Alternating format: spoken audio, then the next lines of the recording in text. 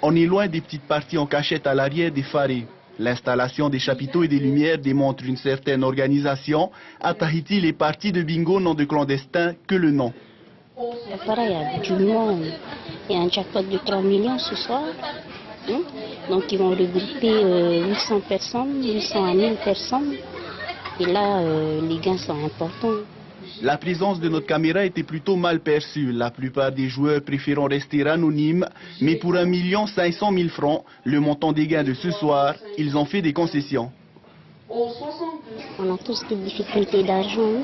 Et on sait que dans le bingo, par chance ou de chance, on peut gagner des gains. Voilà. C'est un moyen en fait pour les familles d'avoir de quoi se nourrir ou de quoi surtout améliorer une vie familiale. La majorité des joueurs de bingo sont des femmes et elles ont toute conscience que la pratique des jeux de hasard est formellement interdite par la loi du 12 juillet 1983.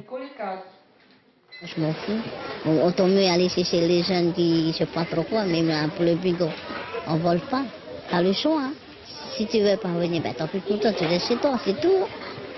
Mais sauf qu'il faut aller chercher le volet, parce que nous là, non. Si tu ne veux pas venir au bingo, ça veut dire que tu n'as pas de sous. Monter une association pour plaider la levée de fonds et donner un aspect caritatif à la pratique, la combine est rodée et le discours l'est tout autant.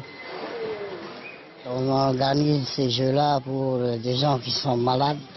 Par exemple, une maman qui devait partir dans la semaine prochaine, on organise ces jeux-là pour qu'elle ait tout de suite la somme qu'elle veut pour son déplacement et pour son bien à l'endroit où elle est. Cette fois-ci, c'était pour aider à la construction d'un lieu de prière dans les îles où comment la limite entre le bien et le mal peut parfois être bien floue.